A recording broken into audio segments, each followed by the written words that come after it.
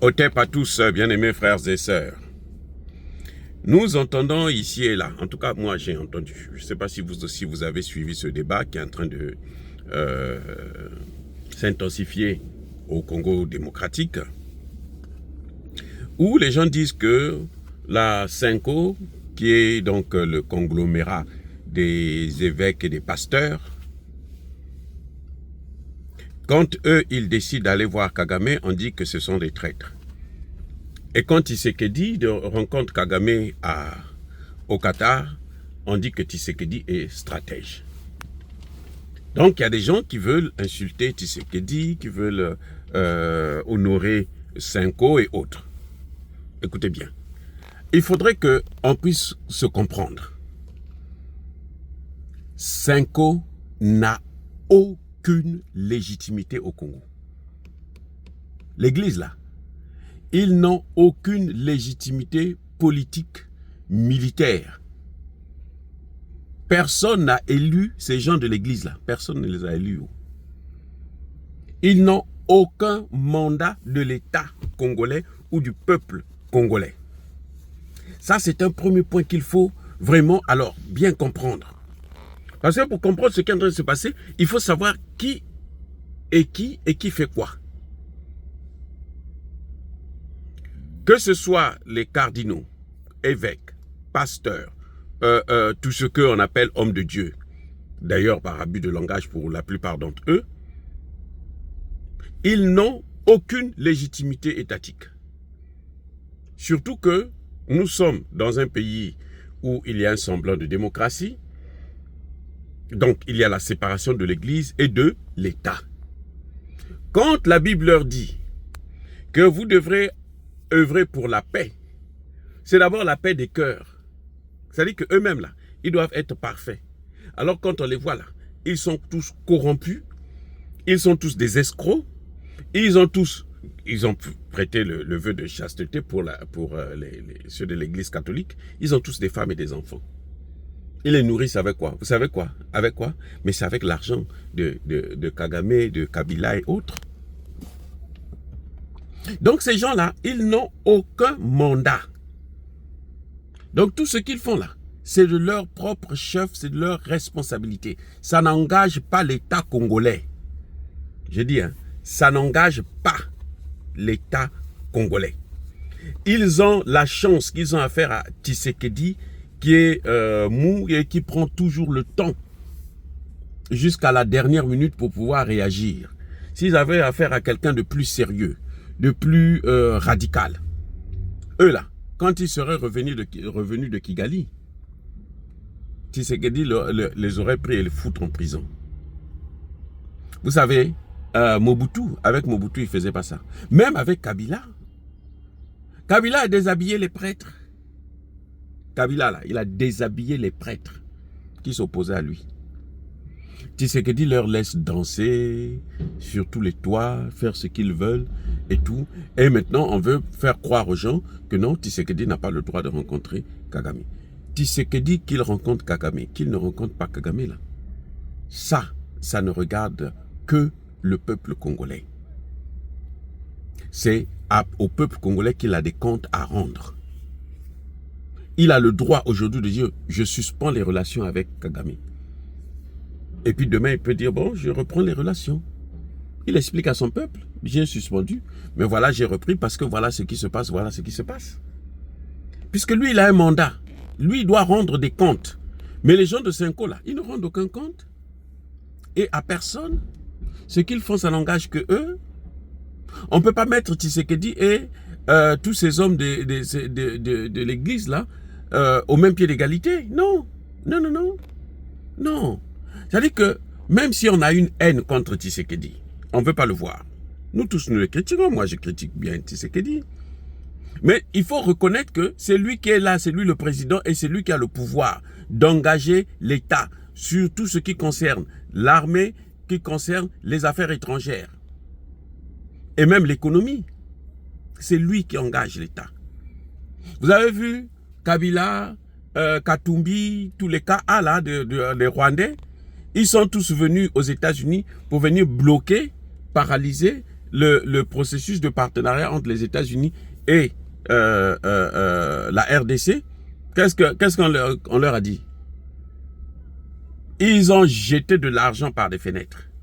Ils ont dépensé des millions, je parle bien de millions de dollars, qu'ils ont donné ici au lobbying et tout machin. Le gouvernement américain a dit qu'il va, comment dirais-je, coopérer avec le Congo et ils sont fous éperdument. Pendant qu'eux, ils partaient danser aux États-Unis et jeter leur argent, vous savez quoi? Il y a, comment dirais-je, Trump a envoyé quelqu'un pour venir voir Tshisekedi. Ce qu'on appelle envoyé spécial. C'est plus qu'un ambassadeur. C'est comme si c'est le président lui-même qui venait. Parce que lui vient, tout ce qu'il dit et fait là, c'est au nom du président. C'est pas l'ambassadeur travaille au nom de l'État. Il travaille pour un pays, il représente le pays. Il ne représente pas le président. Mais l'envoyé spécial, là, il représente le président en personne. Il n'a pas de compte à rendre même au ministre des Affaires étrangères. L'ambassadeur ou l'ambassadrice doit s'adresser au ministre des Affaires étrangères et c'est le ministre des Affaires étrangères qui fait monter le dossier auprès du président. Voilà ce qui se passe exactement. Donc, c'est pour ça d'ailleurs qu'ils ont échoué. Parce qu'ils n'ont de compte à rendre à personne et ils n'ont aucun interlocuteur légal. Personne ne parle avec eux. Donc la Senko peut faire ce qu'elle veut, ça lui regarde, ça n'engage personne. Mais ce qui s'est passé, c'est qu'au moment où le président dit qu'il ne négocie pas avec Kagame, eux, ils n'ont pas allé faire le contraire de ce qu'a dit le président. Prendre une position qui est contraire à la position officielle de l'État congolais. Ça, c'est une haute trahison. C'est ça, c'est pour ça qu'on parle de haute trahison dans ce domaine. Mais Tshisekedi n'a pas trahi, il a trahi qui? C'est son rôle, les affaires étrangères. Et les affaires étrangères, c'est toujours comme ça. Vous parlez pas aujourd'hui, vous vous battez demain, ainsi de suite. Et puis, vous continuez. C'est ça, la diplomatie. Et Tshisekedi, quand il le fait, il est en droit de le faire. Il a des comptes à rendre à un peuple. Il veut régler un problème. Si pour régler le problème, il faut passer par là, il est obligé de passer par là. Et personne ne peut lui reprocher de l'avoir fait. Sauf si ça ne rapporte pas des solutions à la situation du Congo. Si ça ne rapporte pas des solutions, à ce moment, c'est le même peuple là qu'il a élu là, qui va lui dire non. Toi là, ton mandat qu'on t'a donné là, c'est pas bon. Tu as échoué. Nous, on ne veut plus te voir, on ne veut plus voir quelqu'un de ton parti, on veut changer de parti, quelqu'un qui va nous faire quelque chose de mieux. Voilà comment ça se passe en démocratie. Vous voulez la démocratie. Vous pensez que la démocratie, il y a un prix à payer. Que la Senko, qui a envoyé les gens de l'église là à suivre cette vocation chrétienne? Qui? Personne ne les a envoyés. Ce sont eux-mêmes qui ont choisi, non, nous on veut suivre ça. Maintenant ils se rendent compte que non, il ferait mieux de faire la politique. Mais ils sont déjà en soutane. Dans ce cas, la seule chose qu'ils ont à faire, c'est d'enlever la soutane et puis se présenter au Sénat, à la présidence et tout comme ils veulent, à la députation. Et là, ils pourront aller au nom de l'État congolais. Ils pourront prendre des dispositions qui sont même contraires à la disposition du président. Ils pourront critiquer le président. Mais ils n'ont pas le droit d'aller à Kigali, comme ça, sans que le président ne... alors que le président dit, moi je ne veux pas parler avec Kagame. Et cette situation-là, où l'autre est allé rencontrer Kagame au Qatar, c'est à la demande de Kagame, c'est Kagame qui avait besoin de ça. Hein. Et ça a été validé par les États-Unis. Si les États-Unis ne voulaient pas que ça se fasse, ils n'allaient pas avoir ça. Hein.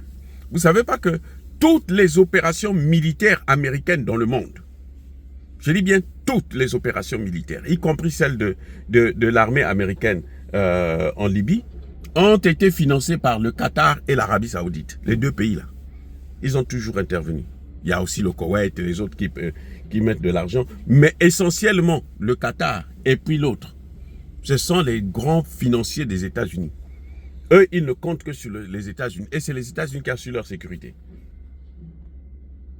Voilà. Donc, quand il organise ça, là, c'est que c'est les États-Unis qui ont décidé que ça se passe ainsi, sinon ça n'allait pas se faire. Vous n'avez pas vu l'Union africaine a disparu? Parce qu'ils sont incompétents.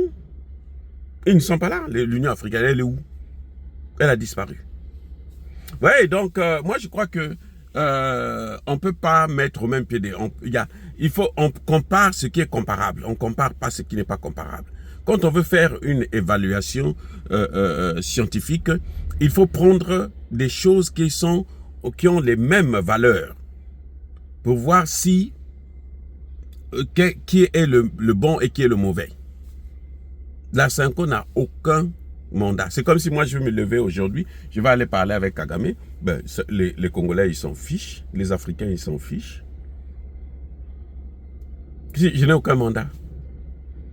Donc je fais ce que je veux. C'est comme la Cinco, ils n'ont aucun mandat.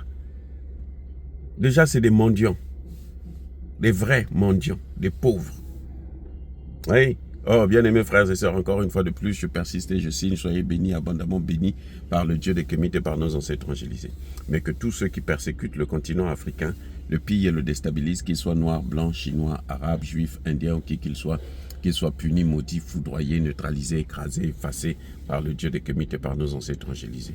Vive l'Afrique éternelle, j'ai dit et j'assume.